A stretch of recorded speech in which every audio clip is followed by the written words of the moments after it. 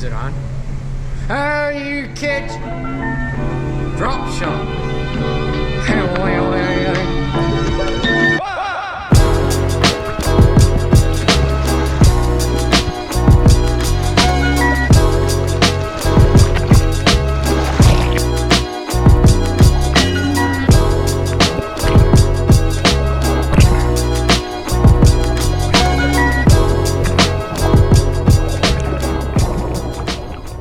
Hey guys, Justin here. I'm here.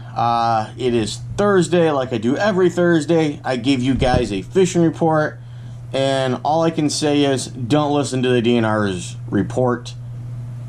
They don't know what they're talking about when it comes to what you guys have been out here catching. So let's dive right in. We're going to start this week's out a little differently. Normally I do like bluegill or something, but I want to start out yellow perch this week. I have been saying for several weeks that the yellow perch bite is really good, and we should have a phenomenal fall. And guess what? Guys are catching a lot of perch already. So if you haven't got a chance to go out there and chase perch, and you're getting a little tired of chasing walleye, or just want to change it up, or take the kids out, definitely get out there and chase the perch. We do have emerald shiners in currently at the shop, so that's good. It is summertime, so those could come and go. So keep that in mind. But right now we do have emerald perch, or emerald shiners, not emerald perch. So, the areas that guys have been fishing along the shipping channel, the dumping grounds, those are your normal classic areas where guys are fishing. I did hear of some activity over by Geno's. Not sure on the depth. I just heard over by Geno's 400 Club. From the sounds of it, you probably need to work that outside edge of the main weed bed right now. So it's going to probably put you in 8 to 10 feet of water. Mac and Ray Sulfurage should be producing fish. I know Mike's been out bass fishing, but he has caught an absolute ton of perch while bass fishing on very large bass baits, 5.5 inch worms that he's got Nico rigged, but also on spy baits. So there is some good perch out here. I'll show you a quick little clip of one of the perch that Mike stone dead hook setted him. So yeah.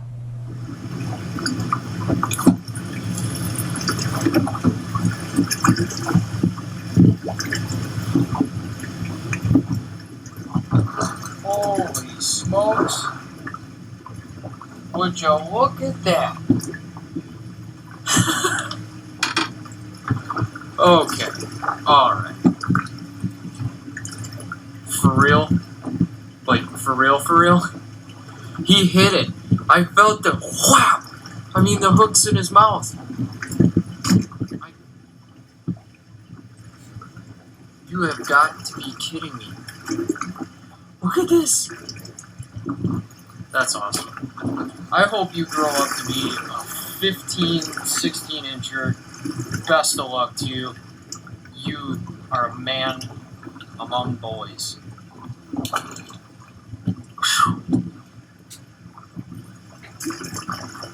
God. Your minnows are too big. Where am I going? Shark fishing? I can't use those big minnows.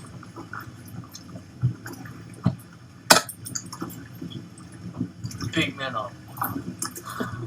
For you walleye guys, the bite continues to be pretty good from Port Huron all the way down here in the lake.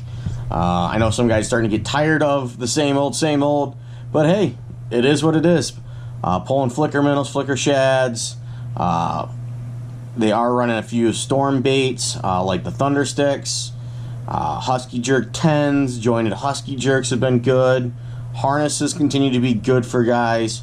The variety of areas, anywhere from 14 to 20 feet of water, has been good. So basically the whole center of the lake in your normal areas where they're holding up, the weather buoy, dumping grounds, 29 can area.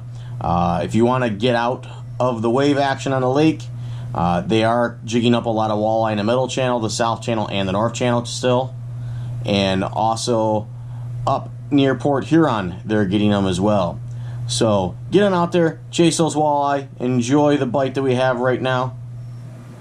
Musky fishing seems to be kind of stabilized now. Guys are having more consistent success.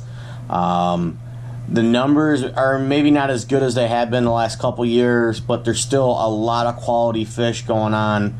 and being caught out here. So if you're looking to chase muskie, as we're getting closer and closer to fall, start focusing on those channel bank areas. The main deep weed beds have been very, very productive.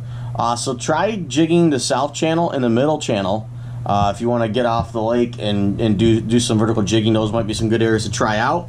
The trollers are still using spankies and handlebar bucktails, and also pulling body baits. Custom X cranks and the perch patterns have been very, very good, and the carp patterns seem to be flipping those. Every time I get a stock in or a reload in of that stock, they turn around and someone walks right out with them. So it looks like those baits have been hot for you muskie guys.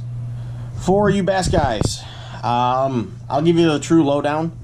On my way in today, I actually read the DNR's report for the lake, and I gotta say that is probably the most inaccurate report I have seen them put out in a long, long time. They said bass fishing was sluggish. That couldn't be farther from the truth. Everybody I've talked to that has been out has been doing extremely well.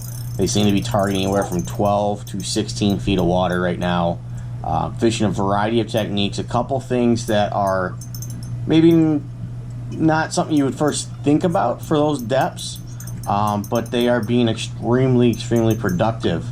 What we're seeing is like the morning bite is where the fish are a lot more active. They're willing to chase a little more. All the bass that my contacts and Mike and a few other people that I know have been out fishing seem to be choking up a lot of crayfish. And that's not coming from shallow water. These are the deep water crayfish that live out in the grass beds out on the side of the lake.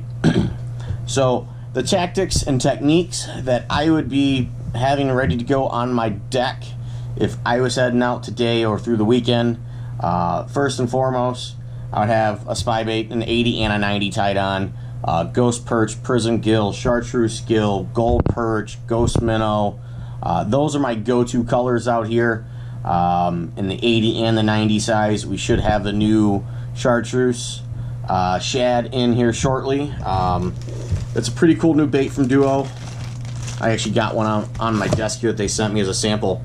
But that bait will be here hopefully by the end of the week for you guys, along with the Aaron Martin jerk baits. Jerk baits are doing well for guys too when the fish are in a really active mood and they're actually out here and they're ripping the bait. Another technique, it's a little shocking to me, and I gotta get out and actually try it. Mike's been doing extremely well with it in the middle of the day, is a Nico rig. A Nico rig is not a new rig really. It's been around for a long time. Just kind of got renamed and it's got some favor with non-tournament guys finally.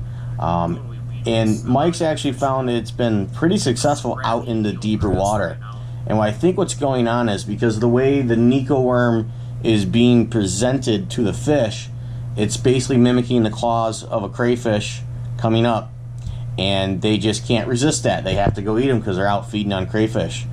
So a Nico rig would be a good technique to be running right now. So let's kind of recap. Spy baits, both sizes I'll definitely have. A jerk bait, Nico rig, a drop shot and a tube. Never leave my deck. I always have them tied on. Deep diving crankbaits have been working well when the fish are really active and willing to chase. But when they're not, you got to slow down. You got to finesse them a little bit. So for you bass guys, that's where I would be looking, is in that 12 to 16 foot of water. So good luck.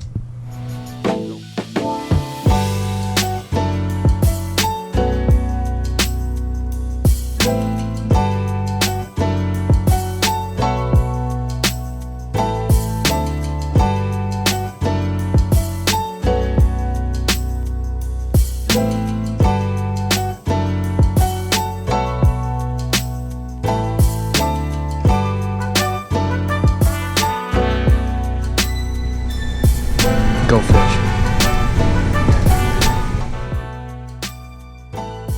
Thanks for watching. Thanks for listening. Be sure to like, subscribe, and share. It helps me, it helps the channel, it helps everyone that likes to catch fish.